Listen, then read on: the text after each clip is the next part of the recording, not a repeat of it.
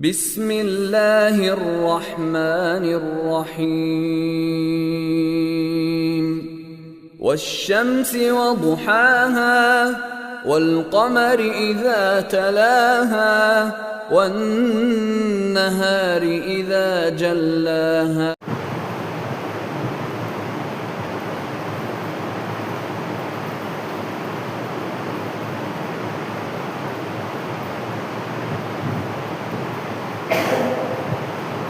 إن الحمد لله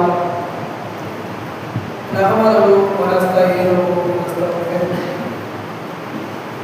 أعوذ بالله من شرور أنفسنا ومن سيئات أعمالنا من يهده الله فلا مضل له ومن يضلل فلا هادي له أشهد أن لا إله إلا الله وحده لا شريك له وأشهد أن محمدا عبده ورسوله فقد قال الله تعالى في القرآن الكريم والفرقان المجيد أعوذ بالله من الشيطان الرجيم بسم الله الرحمن الرحيم يا أيها الذين آمنوا اتقوا الله حق تقاته ولا تموتن إلا وأنتم مسلمون يا أيها الناس اتقوا ربكم الذي خلقكم من نفس واحدة وخلق منها زوجها وبث منهما رجالا كثيرا ونساء واتقوا الله الذي تساءلون به والأرحام إن الله كان عليكم رقيبا يا أيها الذين آمنوا اتقوا الله وقولوا قولا سديدا يغفر لكم أعمالكم يغفر لكم ذنوبكم ومن يطع الله ورسوله فقد فاز فوزا كريما எல்லாம் வல்ல அல்லாஹ் ஜல்லஷானு தஆலாவின் நல்லடியார்களே, அவருடைய மாபெரும் கருணையினால் நாம் எல்லாம் ஜும்ஆ என்னும் சிறப்புக்குரிய வணக்கத்தை வழங்கி அவனது தூய்மையான மார்க்கத்தை அதன் தூய்மையான வழியிலே அறிந்து அதன்படி நடக்க வேண்டும் என்பதற்காகவும் நாம் எல்லாம் முன்வைக்கின்றோம். வல்ல ரஹ்மான் நமக்கு அருள் புரிய வேண்டும் என்று பிரார்த்தனை செய்தவனாக எனது உரையை நான் ஆரம்பம் செய்கின்றேன். அல்லாஹ் ரப்பல் ஆலமீன் ஒவ்வொரு வாரத்திலும் இந்த ஜும்ஆவுடைய தினத்தை நமக்காக தந்து இருக்கின்றார்.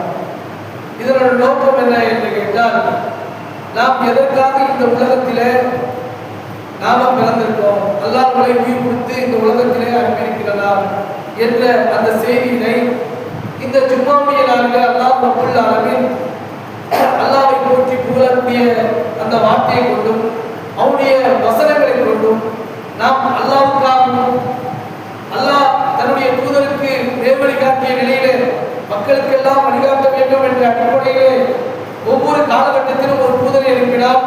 அந்த தூதராக இறுதி சமுதாயத்திற்கு இருக்கக்கூடிய நபிகள் நாயகம் ஸல்லல்லாஹு அலைஹி வஸல்லம் வாழ்வியல் முறையையும், வார்த்தை என்றால் அல்லாஹ்வுடைய வார்த்தையும், வழிகாட்டுதல் என்றால் சொல் செயல் அதிகாரம், இவை அனைத்தும் நபிகள் நாயகம் ஸல்லல்லாஹு அலைஹி வஸல்லம் அவர்களிடத்திலிருந்து நாம் எடுத்து நம்முடைய வாழ்வியலை அமைத்துக் கொள்ள வேண்டும் என்ற அந்த செய்தியினை எந்த நாள் எப்படி போனாலும் பரவாயில்ல, ஆனால் இந்த வெள்ளிக்கிழமை வந்துவிட்டால் நமக்கு திரும்ப திரும்ப சொல்லப்படுது. நாம் பள்ளிவாசலுக்கு வரோம், எதுக்கு வரோம்?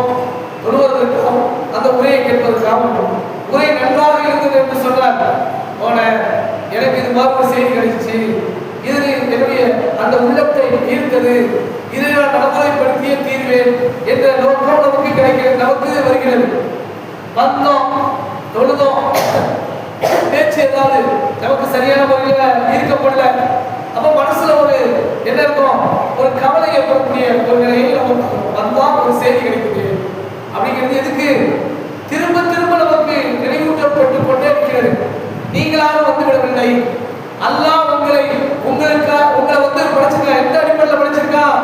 உங்கள்கிட்ட வாக்குறுதி வாங்கிய நிலையில் உங்களை படைத்திருக்கின்றார், இந்த உலகத்திற்கு அனுப்பியிருக்கின்றார். நபிகள் நாயகம் ஸல்லல்லாஹு அலைஹி வஸல்லம் அவர்கள் சொல்றாங்க, ஆதம் அலைஹிஸ்ஸலாம் அல்லாஹ் படைச்சான், முதல் நபியா முதல் மனிதராக படைச்சான். அவங்கள இருந்து தான் இந்த உலகத்துல நாம் எல்லாருமே வந்திருக்கோம்.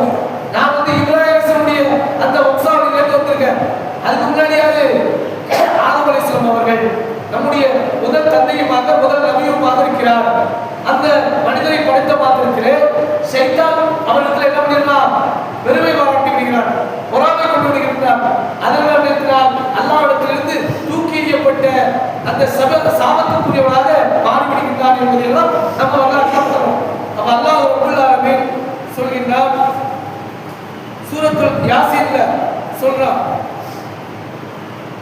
அலம் அகது இலைக்கும் யா பனி ஆதம அல்லா தஅபுது ஷைத்தான் இன்னலக்கும் அதுவும் முபீன். இந்த ஷைத்தான் இருக்கிறானே உங்களுக்கு பகிரங்கமான எதிரியானான். இவன் உங்களை வழிகெடுத்துட வேண்டாம் என்று அல்லாஹ் ரப்பல் ஆலமீன் அவருக்கு எச்சரிக்கை செய்கின்றார். அதே ஆதம மக்களே, ஷைத்தானை வணங்காதீர்கள், அவன் உங்களின் பகிரங்க எதிரியாவான். என்னையே வணங்குங்கள், என்னிடத்திலேயே நேரான வழி இருக்கிறது, அதிலிருந்து நீங்கள் வழிதவறி விடாதீர்கள் என்று அல்லாஹ் ரப்பல் ஆலமீன் சொல்றான். இப்படி எச்சரிக்கை செய்த நிலையில அல்லாஹ் ரப்பல் ஆலமீன் சொல்றான், ஆதம் அலைஹிஸ்ஸலாம் படைச்சாங்க. ஆதம் அலைஹிஸ்ஸலாம் படைச்ச உடனே அவங்க முதுகுத்தண்டில் இருந்து நம்ம அத்தனை பேருக்கு முதல் மனிதரில் இருந்து, அதாவது ஆதம் அலைஹிஸ்ஸலாம் அவர்கள் முதல் மனிதர், அவரிடத்திலிருந்து அவர் முதுகுத்தண்டில் இருந்து ஒட்டுமொத்த மனித சமுதாயத்தில் வெளிக்கொண்டு வந்துவிட்டு, நான் உங்களுடைய முதுதான நீங்க என்ன ஏற்றிருக்கீங்கதான என்கின்ற அந்த கேள்விய கேட்கிறான். 7வது அத்தியாயம் 172வது வசனத்திலையும் 73வது வசனத்திலையும் சொல்றான், மக்களை எல்லாம் முதுகுத்தண்டிலிருந்து வெளியேப்படுத்தி அவர்களை எதிராக சாட்சியாக்கணும்.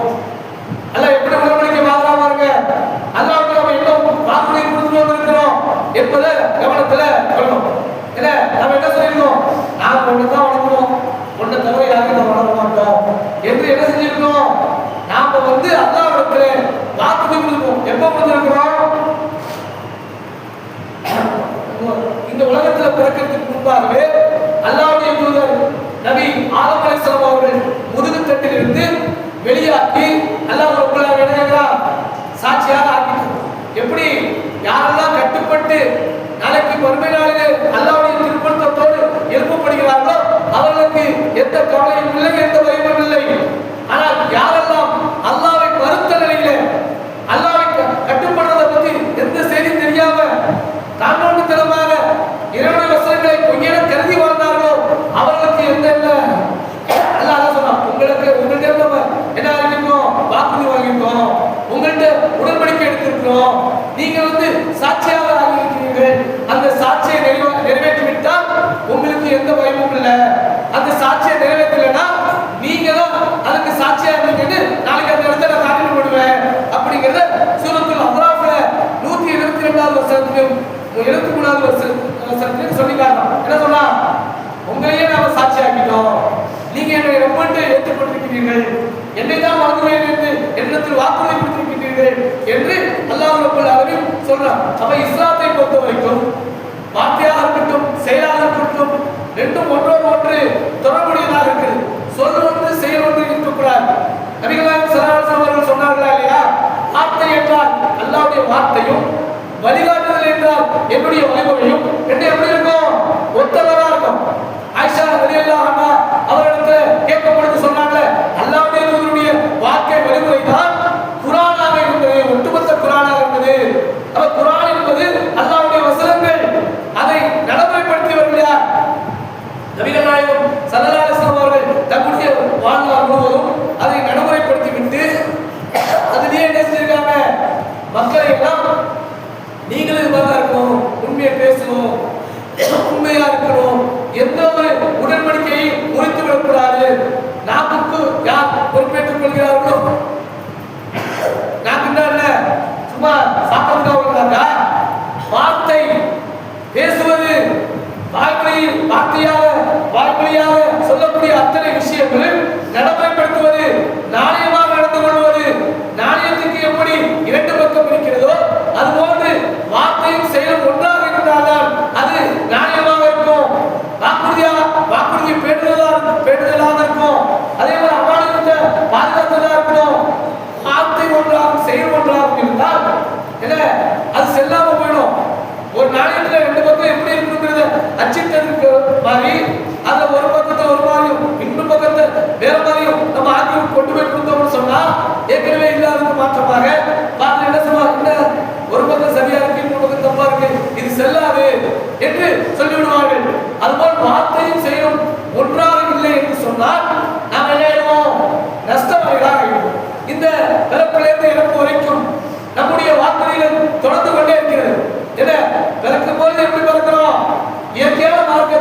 இயற்கையான மரபுல பிறப்பதாக நபிகள் நாயகம் ஸல்லல்லாஹு அலைஹி வஸல்லம் அவர்கள் சொல்றாங்க. இஸ்லாமில தான் பிறகுறாங்க.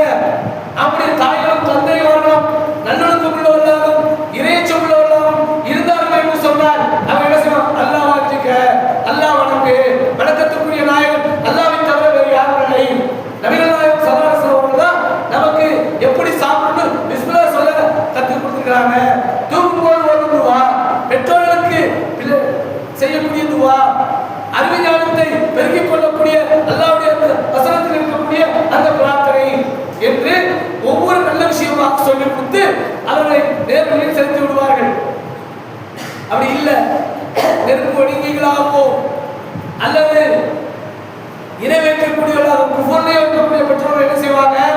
அவங்கள குஃபர்ல நடத்தாட்டுவாங்க. ஆனாலும் அந்த பிள்ளைக்கு தெளிவாக சிந்திக்கக்கூடிய வயது வரும்போது அவர் சிந்திக்கணும்.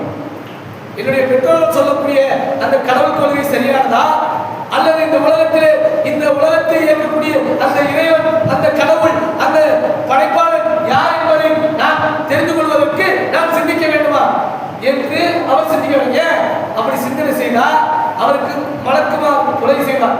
நன்மை ஏறிக்கொண்டு மகிழ்ச்சியை கொண்டு வந்து சேர்ப்பதற்காக ஒவ்வொரு மனிதனுக்கும் நல்ல எண்ணங்களையும் செய்திகளையும் சொல்வதற்காக பிரத்யேகமாக அல்லாஹ் ரப்பல் ஆலமீன் ஒரு மலக்கை எல்லா நேரமும் ஏற்படுத்தி வைத்திருக்கின்றார். அவர் சொல்வாரு, எப்படி பாருங்க கடவுள் முடியும், அவங்க எப்படி எல்லா மனிதனும் ஒரே மாதிரி இருக்காங்க, எல்லாரும் சாப்பிடுறாங்க, எல்லாரும் பேசுறாங்க, கடவுள் இருக்குன்னு சொல்றாங்க, அப்புறம் ஏப்பா மாறி மாறி பேசிட்டு இருக்காங்க, அப்ப யார் சொல்வதுதான் உண்மை?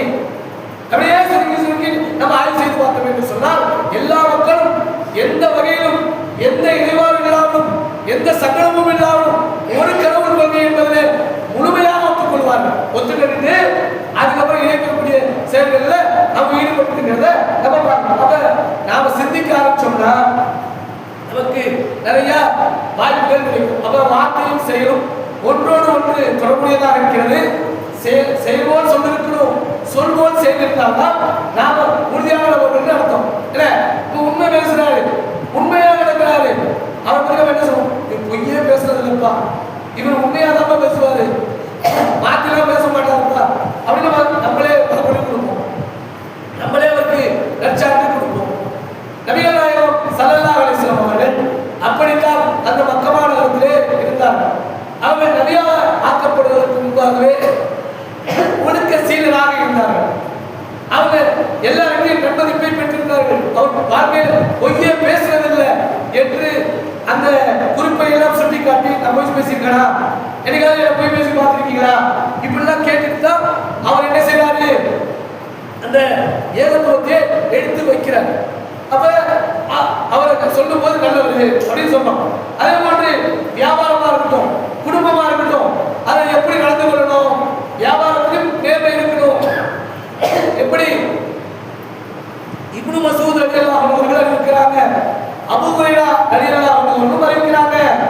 எந்த அளவுக்குனா ரெண்டு பேருமே அந்த வியாபாரம் செய்வதை எப்படி நபிகள் நாயகம் ஸல்லல்லாஹு அலைஹி வஸல்லம் அவர்கள் செய்ய வேண்டும் என்று சொல்லினார். மோசடி செய்பவன் என்னை சார்ந்தவன் இல்லை என்று சொல்றாங்க. அதுக்கு இலக்கணமா ஒரு ஆடை விற்கிறாங்க, ஒரு ஆடையோ ஒட்டகத்தையோ. அவர் ஆடையோ ஒட்டகத்தையோ கொண்டு போகும்போது அது பாலம் கொண்டு நிப்பாட்டாங்க முதல் சனத்து. சரி, ஒருவேளை நிப்பாட்டியாச்சு, ஆடை நல்லா இருக்கு, உலகாத்திரமா இருக்கு, ஒட்டகம் நல்லா இருக்கு, நல்லா பார்க்கறது, இது உங்களுக்கு பயன்படும் அப்படின்னு சொல்லி கொண்டு போய் நிப்பாட்டுறதா இருந்தா, படிக்கட்டுக்கப்பட்ட நிலையில் நிப்பாட்டுறதா இருந்தா, அவர் ஒருவேளை அதை ஆய்வு செய்து பார்க்கிறார். வாங்குறவர் என்ன பண்றாரு? பாலை கறக்கிறாரு, கறந்துட்டு ஒருவேளை எடுத்துக்கிட்டா பிரச்சனை இல்லை, எடுத்துக்கலன்னா அவர் என்ன செஞ்சுட்டுமா, அந்த பால் கறந்ததுக்காக ஒரு சாவு கோதுமையை என்ன கொடுத்துதான் எனக்கு இது வேணாம்பா, நான் பால் கறந்துட்டேன், பால் கறந்து பார்த்ததுக்கு இது வேணாம் எனக்கு அப்படின்னு பகரமா என்ன செய்யுமா, அவர் ஒட்டகத்தை வாங்கல, ஆட்டை வாங்கல, பால் கறந்து பார்த்துட்டாரு, அதற்காக ஒரு சாவு கோதுமையை கொடுத்துதான் நீங்கள் அதை வேண்டாம் என்று சொல்ல வேண்டும் என்று நபிகள் நாயகம் ஸல்லல்லாஹு அலைஹி வஸல்லம் அவர்கள் சொன்னார். அதே போன்று எந்த ஒரு சரக்குகளும் சரி, வியாபாரங்களும் சரி, அவர் சந்தைக்கு வந்துதான் வியாபாரத்தை பண்ணணும், சரக்குடைய விலையை பேசணும். பையில் இருக்கும் போதோ அல்லது மரத்தில் இருக்கும் போதோ என்ன செஞ்சிடக்கூடாது, வியாபாரம் பேசக்கூடாது. எல்லாமே என்ன பண்ணும் சொல்லுவாங்க, முத்திரை புத்தகம் சந்தைக்கு வந்தாலும் எதெல்லாம் முழுமை எடுத்து விட்டதோ அது சந்தைக்கு வந்த பிறகுதான் நாம் விலை பேச வேண்டும் என்று மார்க்கம் நமக்கு கற்றுக் கொடுக்கிறது. நீங்க பாக்குறோம்ல, இதை கேட்காத காரணத்தினால்தான் என்ன பண்ணா மோசடி செய்த காரணத்தினால்தான் பேச்சொன்றும் செயலொன்றும் இருக்கக்கூடிய காரணத்தினால்தான் அவன் என்ன பண்றான், பதுக்கல் பண்றான், மாத்தி பேசுறான், இருக்கும் போது ஒன்று சொல்றான், இல்லாத போது ஒன்று சொல்றான். இதெல்லாம் நம்ம பார்த்து மனதோடு போறோமா இல்லையா? என்னடா ஒரு பொருள் வாங்க கூட அதுல பொருள் தரமா இருக்கா, விலை சரியா இருக்கா என்றெல்லாம் பார்த்து வாங்கும் போது சில நேரங்களில் ஏமாந்து இருக்கும். ஆனால் அல்லாஹ்வுடைய சொன்னாங்க, வியாபாரம் என்றாலே வெளிப்படைத்தன்மையோடு இருக்கணும். ஒரு கோதுமை குவியல் வைக்கப்பட்டிருக்கும் போது அதை போய் கை வச்சு பாக்குறாங்க, உள்ளார ஈரமா இருக்கு. உடனே ரசூல் சொன்னாங்க, இது என்னது ஈரமா இருக்கு அப்படின்னு கேட்கும் போது மழை பெஞ்சிருச்சு ரசூலா, அதை நீ வெளியில வச்சிருக்க வேண்டாமா என்று கேட்கிறத சொல்றாங்க. நம்ம வெளியில வச்சு நீ வெளிப்படையா ஆக மாட்டேன், கொடுக்க வாங்கல் என்பது அது ஒரு ஒப்பந்தம். இந்த பொருள் இந்த விலைக்கு தெரியா, நான் இந்த விலைக்கு இந்த பொருளை வாங்கிக்கிறேன், அதுல தேவையும் நாளையும் இருக்கணும். அதே ஒன்று நாம் திரட்டும் போது என்ன சொல்றது, அல்லாஹ்வுடைய இயற்கையான மார்க்கத்தில் இருக்கிறோம், அல்லாஹ்வுடைய கட்டளை பிரகாரம் இஸ்லாமிய மார்க்கத்தில் உள்ளவர்களும் இருக்கிறோம், இஸ்லாம் அல்லாஹ்விடத்திலும் பிறந்து நம்ம என்ன பண்றோம், வழிகாட்டிலிருந்து அல்லாஹ் நமக்கு தேர்வு கொடுத்தார், தேவையை பெற்றுக்கொள்ளும். அப்படி இல்லாம நாம வழிகாட்டில போகக்கூடிய அந்த வாய்ப்பு கிடைச்சா என்ன ஆகும், இந்த உலகத்துல யார் நிம்மதியா இருக்காங்க, அல்லாஹ் நம்புறவங்க நிம்மதியா இருக்காங்களா, அல்லாஹ்வை நம்பாதவர்கள் இஸ்லாத்தை ஏற்றுக்கொண்டவர்கள் நிம்மதியாக இருக்கின்றார்களா, இஸ்லாத்தை ஏற்றுக்கொள்ளாமல் இருப்பவர்கள் நிம்மதியாக இருக்கின்றார்களா என்று பார்த்தோம் என்று சொன்னால் நமக்கு தெரியும், நம்மளை விட முஸ்லிம் இல்லாதவர்கள், ஈமான் குறைவாக உள்ளவர்கள் தான் சந்தோஷமா இருக்கிறாங்க. அவங்களுக்கு என்ன கேள்வியும் இல்லை, அவங்க பாட்டுக்கு எதை வேண்டுமென்றாலும் எப்படி வேண்டுமென்றாலும் எடுத்துக்கொண்டு வாழ்ந்து கொண்டு போய்கொண்டிருக்கின்றார்கள் என்று நாம பார்க்கிறோம். இப்ப இஸ்லாத்துல இதை என்னென்ன மாதிரி செய்யணும் என்று நாம் உடன்படிக்கை எடுத்துக்கோம். எப்படி ஆதம் அலைஹிஸ்ஸலாம் அவர்களை படைத்த நிறுவனத்தில் உடன்படிக்கை எடுத்தது போல ஆதம் அலைஹிஸ்ஸலாம் அவர்கள் தவறு செய்த பிறகு அல்லாஹ் என்ன செய்றான், ஒட்டுமொத்தமாக இங்கிருந்து கீழே இருக்கிறான், நீங்க எல்லாம் இறங்கிக்கப்பா, இன்னும் உங்களுக்கு இங்க இருக்க தகுதி இல்லை, நீங்க இறங்கிருக்க அப்படிங்கும் போதும் அப்பயும் ஒரு ஷாட் வைக்கிறான், அப்பயும் ஒரு ஒப்பந்தம் போறான். என்ன பண்ண போறான், என்னிடமிருந்து உங்களுக்கு நேர்வழி வரும், அதை நீங்கள் பற்றி பிடித்தீர்கள் என்று சொன்னால் நீங்கள் வெற்றி பெற்று விடலாம் என்கின்ற அந்த செய்தியை அல்லாஹ் ரப்பல் சொல்லி என்ன செய்யலாம், என்கிட்ட வரக்கூடிய வசனங்களை தான் நீங்கள் பின்பற்றணும், நபியுடைய வழிமுறையை தான் நீங்கள் பின்பற்றணும். நீங்களாக ஒன்றை என்ன செய்யக்கூடாது, எடுத்துக்கொள்ளக்கூடாது, நீங்களாக ஒன்றை கற்பனை செய்து அதன் அடிப்படையில் வாழ்ந்துவிடக் கூடாது என்று அல்லாஹ் ரப்பல் சொல்கிறார். அதே போன்று அல்லாஹ்வுடைய தூதர் சொன்னாங்க, அல்லாஹ் ரப்பல் என்ன செய்யறாங்க, ஜிப்ரீல் அலைஹிஸ்ஸலாம் அவர்களை இந்த சொர்க்கத்தை போய் பார்த்துவாங்கன்னு சொன்னாங்க, நரகத்தை போய் பார்த்துவாங்கன்னு சொன்னாங்க. ஜிப்ரீல் அலைஹிஸ்ஸலாம் முதல்ல சொர்க்கத்தை பார்த்து வராங்க, அல்லாஹ் சொர்க்கத்தை பார்த்தேன், உன்னுடைய சொர்க்கத்தை பத்தி வறுமையை பத்தி கேட்கிற மக்கள் எல்லாம் என்ன சொல்றாங்க, ஒரு மனிதர் கூட இந்த சொர்க்கத்துடைய வறுமையை கேட்கிட்டாங்க என்று சொன்னால் ஒரு மனிதர் கூட அந்த சொர்க்கத்துக்கு போவதற்கு தான் ஆசைப்படுவாங்க, நரகத்துக்கு எக்காரணத்தை கொண்டு போக மாட்டார்கள் என்று சொன்னாங்க. உன்னுடைய கண்ணியத்தின் அடையாள அவர்கள் சொர்க்கத்துக்கு தான் போவார்கள், சொர்க்கத்துக்கு தான் ஆசைப்படுவார்கள் என்று சொன்னார். அடுத்தது நரகத்தை பார்த்தவர்கள் சொன்னாங்க, உன்னுடைய இச்சன் உன்னுடைய கண்ணியத்தின் மீது அடையாள எல்லா மனிதர்களும் ஒவ்வொரு மனிதர்களும் நரகத்திற்கு போகாமல் இருக்க போவதில்லை. ஏன், அவர்களுக்கு குரானோ ஹதீஸோ அதெல்லாம் தேவையில்லை. குரானை பார்த்து அல்லாஹ்வுடைய அந்த வல்லமையை சான்றை பார்த்து நபிகள் நாயகம் ஸல்லல்லாஹு அலைஹி வஸல்லம் வாழ்வியல் முறையை பார்த்து அதன் அடிப்படையில் வாழாத மக்கள் இவங்க என்ன பண்ணுவாங்க, சர்வ சாதாரணமாக மன இச்சையை பின்பற்றுவார்கள். மன இச்சைகளால் அந்த நரகம் சொல்லப்பட்டிருக்கிறது. அப்ப எல்லாருமே உன்னுடைய கண்ணியத்தின் மீதானையாக எல்லாருமே அந்த நரகத்தில் தான் விட போறாங்க என்று நபிகள் நாயகம் ஸல்லல்லாஹு அலைஹி வஸல்லம் அவர்கள் சொல்றாங்க. ஜிப்ரீல் அலைஹிஸ்ஸலாம் சொர்க்கத்தின் நரகத்திற்கு வந்தவர். அப்ப நமக்கு என்ன தேவை இருக்கு இந்த உலகத்துல? இந்த உலகத்துல ஈமான் கொண்டவர்களாக இருக்கட்டும், ஈமான் கொள்ளாதவர்களாக இருக்கட்டும், எல்லாருமே இருந்தாலும் இல்லாவிட்டாலும், செல்வாக்கு இருந்தாலும் செல்வங்கள் இல்லாவிட்டாலும், அதிகாரம் இருந்தாலும் அதிகாரம் இல்லாவிட்டாலும் அவர்கள் ஒரு நேரம் இன்பம் கொள்கிறார்கள்,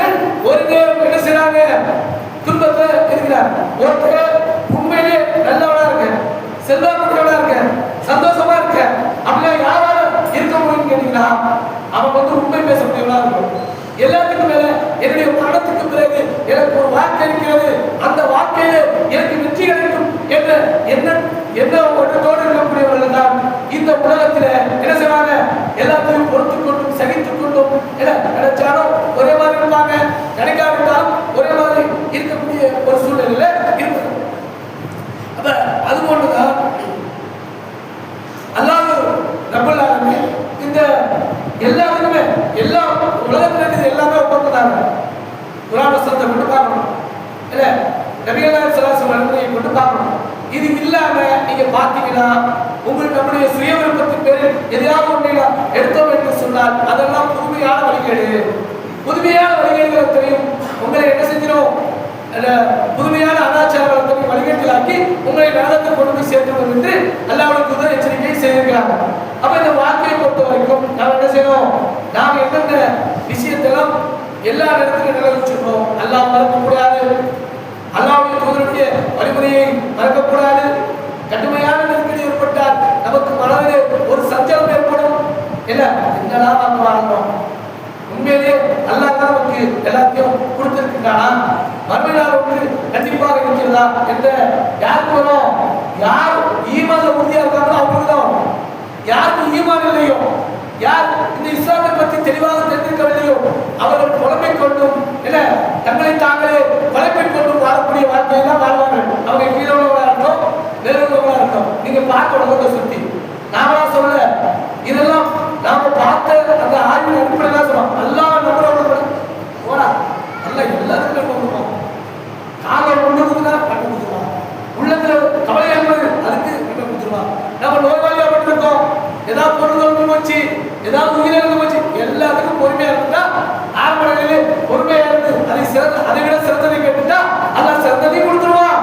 அப்படி கொடுக்கலன்னா கண்டிப்பா மறுமையில நன்மை கொடுத்துருவான் என்கின்ற எண்ணோட்டத்துல நமக்கு தெல்ல தெளிவா இருக்கலாம்.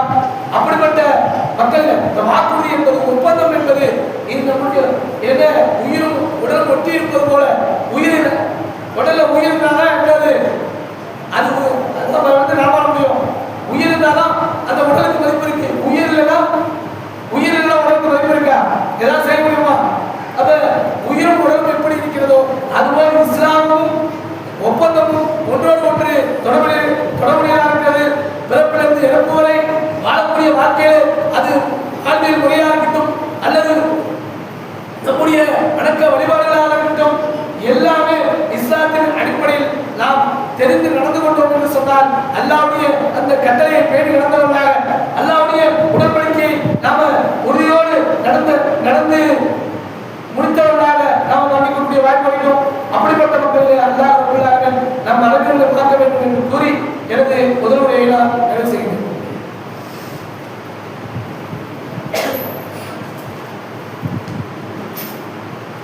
அதே போன்று ஒரு செய்தி என்னன்னா, நமக்கு ஆர்வமூட்டக்கூடிய வகையில ஒரு சிறப்புக்குரிய விஷயங்கள் ஒரு அத்தாட்சியாக நடக்கும் போது நமக்கெல்லாம் அதன் மூலமாக நாம் இந்த ஏகத்துவ கொள்கையில உறுதியாக நுழைந்து அந்த உறுதிப்பாட்டை காட்டுவதற்கு ஒரு வாய்ப்பாக ஏதாவது ஒரு காரணம் நம்ம நினைக்கிறோம். ஒரு சொல்லோ ஒரு செயலோ நம்மளை ஒரு திருப்புமுனையாக அமைத்து இந்த ஏகத்துவ கொள்கையில் உறுதியாக இருப்பதற்கு அல்லாஹ் வாய்ப்பாக ஏற்படுத்தியிருப்பார். அதையும் அல்லாஹ்வுடைய அருளை கொண்டு நாம் பற்றி பிடித்து இன்னைக்கு உறுதியாக இந்த நிலையை நோக்கி நம்ம சென்று கொண்டிருக்கிறத நம்ம பார்க்கிறோம். இதே போன்று நபிகள் நாயகம் ஸல்லல்லாஹு அலைஹி வஸல்லம் அவர்கள் ஏகத்துவ பிரச்சாரம் 13 ஆண்டுகள் அந்த மக்காவில் செய்யும் பொழுது அவங்களுக்கு உயிருக்கே உத்தரவாதம் இல்லை.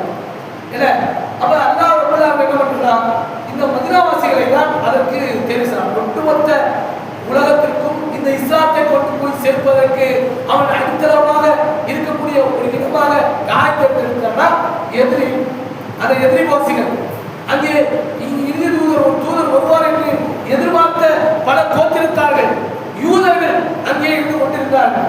அந்த ஹவுஸ் ரெசிடென்ஸ் என்கின்ற அந்த கோத்திரத்தினர்கள் என்ன செய்யறாங்க, மக்காவுக்கு வரும் பொழுது முதல் அகபா அதுல 12 பேர்கள் அல்லாஹ்வுடைய தூதரிடத்துல என்ன செய்யறாங்க, உறுதிமொழி கொடுத்துட்டு போறாங்க. நீங்க உங்களை பத்தி செய்தி எல்லாம் சொல்லி கொடுங்க அப்படின்னு சொல்லி கேட்கும்போது முஸ்தபின் உமர் ரலியல்லாஹு அன்ஹு அவர்களையும் உம்மி மக்தூம் ரலியல்லாஹு அன்ஹு அவர்களையும் அனுப்பி வைத்து அல்லாஹ்விடம் அடுத்த வருடம் வரும்பொழுது இரண்டாம் அகபா உடன்படிக்கை அங்கே பள்ளத்தாக்குல மக்காவுடைய அந்த பள்ளத்தாக்கு பாருங்க, 3 ஒரு ஜாமமாக இறுதி ஜாமமாக இருக்கக்கூடிய அந்த நேரத்தில் முகமது நபி ஸல்லல்லாஹு அலைஹி வஸல்லம் அவருடைய பெரிய தந்தை அப்பாஸ் ரலியல்லாஹு அன்ஹு அங்கே அந்த 72 பேர், 2 பேர்களோ 3 பேர்களோ பெண்கள், பாக்கி உள்ளவங்க ஆண்கள். அப்படிப்பட்ட சூழ்நிலையில ஒரு ஒப்பந்தம் கையெழுத்து, அதாவது உடன்படிக்கைக்கு வராங்க. என்ன சொல்றாங்க? என்னுடைய இந்த மகன், என்னுடைய சகோதர மகன் உங்களோடு வருவதற்கு ஆசைப்படுகிறார். நீங்க நாங்க இதனால வரைக்கும் எப்படி பாதுகாத்தோமோ அது போல நீங்க பாதுகாக்கணும் அப்படின்னா இவரு வாக்குறுதி வாங்குறாரு. அவங்களும் நிறைய வாக்குறுதி கொடுக்குறாங்க. நீங்க ஒட்டுமொத்த அரபு உலகத்தையும் ஒட்டுமொத்த அறிவியலாளர்களையும் நீங்க போருக்காக நீங்க எதிர்கொள்ற மாதிரி இருக்கும், போரை கொண்டு எதிர்கொள்ற மாதிரி இருக்கும். புற்றீசங்கள் போல உங்களை நோக்கி பெரிய கூட்டம் வரும் உங்களை அழிப்பதற்கு அப்படின்றதெல்லாம் பல வார்த்தைகள் போட்டு அங்கே பேசப்படுகிறது. அவங்க சொல்றாங்க, போர் நடைமுறை அல்லா சாப்பிட்ற மாதிரி நாங்கள்லாம் போரில் பயந்தவர்கள், எங்க போற வச்சு அப்படின்னு சொல்லிட்டு வாக்குறுதி கொடுக்குறாங்க. அப்படி வாக்குறுதி கொடுக்கும்போது அல்லாஹ்வுடைய தூதர் பெண்களிடத்துல வாக்கு என்ன பண்றாங்க? நாங்க அல்லாஹ்வுக்கு இணையை கற்பிக்க மாட்டோம், நாங்களாக இட்டு கட்டி எதையும் அவதூறு பண்ண மாட்டோம், பொய் சொல்ல மாட்டோம், விபச்சாரம் செய்ய மாட்டோம், ஒப்பாரி வைத்து அருவ மாட்டோம் என்று ஆண்கள் பெண்கள் மையத்துக்கிறாங்க. இது பொதுவானதான் ஆண்களுக்கும். அந்த ஆண்கள்கிட்ட கூடுதலா நபிகள் நாயகம் ஸல்லல்லாஹு அலைஹி வஸல்லம் அவர்கள் எல்லா பேச்சுகளும் எல்லா சாராம்சங்களும் முடிந்த பிறகு இறுதியாக ஒரு 5 செய்திகளை கேட்கிறாங்க. என்ன கேட்கிறாங்க? நீங்கள் இன்பத்திலும் துன்பத்திலும் எனக்கு என்ன பண்ணும்? செவி சாய்க்கணும். நான் ஏதோ காரணமா மகிழ்ச்சியில இருந்துட்டேன், அதனால நீங்க சொல்றதை கவனிக்கல, எனக்கு தாங்க முடியாத துன்பம் வந்துருச்சு, அதனால உங்க செய்தியை கேட்கல நீங்க சொல்லக்கூடாது. இன்பமாக இருந்தாலும் துன்பமாக இருந்தாலும் உங்களுடைய அந்த என்னுடைய வார்த்தைக்கு நீங்க செவி சாய்த்து கட்டுப்பட வேண்டும். அடுத்தது வசதியிலே செலவு செய்யணும். வசதி இல்லாமல் இருந்தால் வறுமை இருந்தாலும் செலவு செய்யணும். அடுத்து சொல்றாங்க, நன்மையை ஏவ வேண்டும், தீமையை தடுக்க வேண்டும். நீங்கள் ஒவ்வொருவரும் தியாகம் செய்ய முன்வர வேண்டும் என்று சொன்னாங்க. எல்லாமே ஒன்றோடு ஒன்று தொடர்புடைய செய்திதான். ஆனா வார்த்தை எப்படி போறாங்க? பல வார்த்தைகள் இன்பம்னா என்ன, துன்பம்னா என்ன, வரவுனா என்ன, செலவுனா என்ன, நன்மைனா என்ன, தீமைனா என்ன, எல்லாத்தையுமே என்ன செய்றாங்க? வெவ்வேறு வார்த்தையை கொண்டு போட்டு அங்கே அவர்கிட்ட என்ன சொல்றாங்க? நீங்க நன்மையை ஏவணும், தீமையை தடுக்கணும், ஒவ்வொருவரும் தியாகம் செய்ய முன்வர வேண்டும்.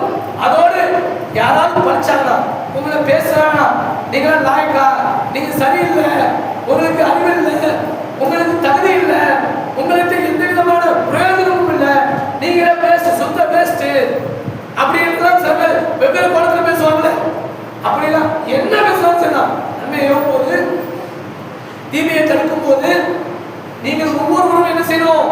தியாகம் செய்யணும். அதுக்கப்புறம் பழிப்பு சொல்லுக்கு ஆளாக கூடாது. அதுக்கப்புறம் எல்லாம் செஞ்சு முடிச்சாச்சு. இந்த 3-4 சென்று கிட்ட ஆயிட்டோம். அதுக்கப்புறம் அதிகாரத்தில் நீங்கள் சண்டையிடக்கூடாது. நாங்கள் உங்களுக்கு இன்னைக்கு பேச கொடுக்குறோம், எங்க ஊர்ல உங்களை வந்து வைக்கிறோம், எங்களால தான் இந்த ஒட்டுமொத்த உலகத்துக்கும் இஸ்லாம் போய் சேர்ந்து கொண்டிருக்கிறது, எங்களையே நீங்கள் ஆட்சி பொறுப்புக்கு ஆக்குங்கள் என்று அன்சாரிகள் கேட்கவே இல்லை. ரசூலுல்லாஹ் சொன்னாங்க. இப்ப சொன்னாங்களா? அதுக்கப்புறம் உடனடித்துல சொன்னாங்க, நீங்க என்ன பண்ணாங்க? இந்த ஆச்சரியத்துக்கு ஆசைப்படாங்க, நீங்க என்னை சந்திக்கிற வரைக்கும் எனக்கு முழுமையாக கட்டுப்பட்டு கொண்டே இருங்க. இதை இஜ்ரத் மட்டும் நடக்கவில்லை என்று சொன்னால் நான் உங்களுக்கு ஒருவனுக்கு சொல்லிட்டு போயிடுவேன். நான் அன்சாரிகள் ஒருவனாக இருக்கவே ஆசைப்படுகிறேன், அன்சாரிகளோடு வாழ்வதற்கே ஆசைப்படுகிறேன், அன்சாரிகளோடு நடிப்பதற்கே ஆசைப்படுறேன்னு சொல்லிட்டு போயிருந்தாங்க. அப்ப இதையெல்லாம் முதல்ல வாக்குறுதி கொடுத்தாங்க. அந்த வாக்குறுதியின் அடிப்படையில் அல்லாஹ்வுடைய தூதர் ஒரு வாக்குறுதியை கேட்கிறாங்க, அல்லாஹ்வுடைய தூதரும் வாக்குறுதி கொடுக்குறாங்க. நீங்க என்ன கடைசியா கேட்கிறாங்க, ஆட்சி அதிகாரத்தை பெறுவதற்காக நீங்கள் சண்டையிடக்கூடாது. அதுக்கப்புறம் கடைசி இது எல்லாரும் திருப்பி ரொம்ப சுருக்கமா என்ன சொல்றாங்க? என்ன இப்படி திரும்ப பாதுகாக்கணும், மனைவி பிள்ளைகளை பாதுகாப்பது போல் பாதுகாத்துக் கொண்டு நீங்க என்ன செய்யணும்? எனக்கு செவி சாய்த்து கட்டுப்பட வேண்டும் என்கின்ற அந்த ஒப்பந்தத்தை முடிக்கிறாங்க. இந்த ஒப்பந்தம் தான் முடிஞ்ச பிறகுதான் சைத்தான் வந்து கத்துறா, ஒரு பெரிய கூட்டம், இஸ்லாமிய கூட்டம் ஏதோ பேசிட்டு போயிடுச்சு, கூடி இருக்கிறாங்க அப்படிங்கிறதுக்கெல்லாம் சொல்றான். அதுக்குள்ள எல்லாரும் கலந்து போயிடுறாங்க. இப்ப இதுல வந்து ரசூலா டைம்ல சரி, ரசூலா வந்து அவரோட கேட்ட பிறகு அவங்க எல்லாம் கரெக்டா இருப்போம், நாங்க எதையும் கவலைப்பட மாட்டோம், எங்க பொருளையும் வைப்போம், எங்களோட உறவினர்கள் இறந்த ஆளாலை பத்தி கவலைப்பட மாட்டோம், அதுக்கு பகரமாக நீங்க எங்களுக்கு என்ன தருவீங்க அப்படின்னு கேட்கும்போது ரசூலா சொன்னாங்க சொர்க்கம் என்று சொன்னாங்க. அப்ப சொர்க்கம் வேண்டும் என்றால் நாம் என்ன செய்யணும், இந்த அறிவுரை, இந்த உடன்படிக்கை, இந்த அமானிதத்தை, இந்த அமானிதத்தை எல்லாம் எதிர்ச்சா, மழை எதிர்க்கணும்னு சொல்லிச்சா, மற்ற உயிரினங்கள் எதிர்க்கணும்னு சொல்லிச்சா, எதுவுமே எதிர்க்கணும்னு சொல்ல, மனிதன் மட்டும்தான் சுமந்து கொண்டான். ஆனால் சுமந்து விட்டு அவன் மறதி இருப்பதால் அவன் மறந்து விட்டான். மறக்காமல் இருப்பதற்கு நாம் குர்ஆனில் சொல்லக்கூடிய அந்த இஸ்லாமிய வரலாற்றில் இருக்கக்கூடிய நிறைய உடன்படிக்கைகள் இருக்கு. நபிகள் நாயகம் ஸல்லல்லாஹு அலைஹி வஸல்லம் காலகட்டத்தில் அந்த உடன்படிக்கையை எல்லாம் தெரிந்தோம் என்று சொன்னால் ஒவ்வொரு விஷயமும் நம்மை உத்வேகப்படுத்தும், நம்மளை என்ன செய்யும், ஆர்வமூட்டும். இந்த இஸ்லாமின் உறுதியாக இருக்கணும். ஏன்னா இந்த உலகத்தில் ஒன்றுமே இல்லை, போட்டு வந்துச்சுன்னா, இந்த உயிர் பிடிச்சிச்சுன்னா இந்த உடலுக்கு வேற எந்த அருகதையும் இல்லாமல் போயிடும் இந்த உலகத்தை பொறுத்த வரைக்கும். ஆனால் அருகே பாக்கியமும் பறந்து விரிந்த சொர்க்கமாக இருக்கக்கூடிய வானத்துக்கும் பூமிக்கும் இடையிலான இடைப்பட்ட அந்த சொர்க்கத்தை நோக்கி நிறைய அல்லாஹ் ரப்பல் சொல்லிட்டார். அப்பேற்பட்ட அந்த சொர்க்கத்தை அடைந்து கொள்வதற்கு தன்னிலை கொண்டவர்களாக நாம் எந்த ஒப்பந்தம் செய்திருக்கிறோம் அல்லாஹ்விடத்தில் என்பதை உணர்ந்தவர்களாக நாம் வாழக்கூடிய மக்களாக அல்லாஹ் ரப்பல் நாம் அனைவரும் ஆக்க வேண்டும் என்று கூறி எனது உரையை நிறைவு செய்கின்றேன். வாங்க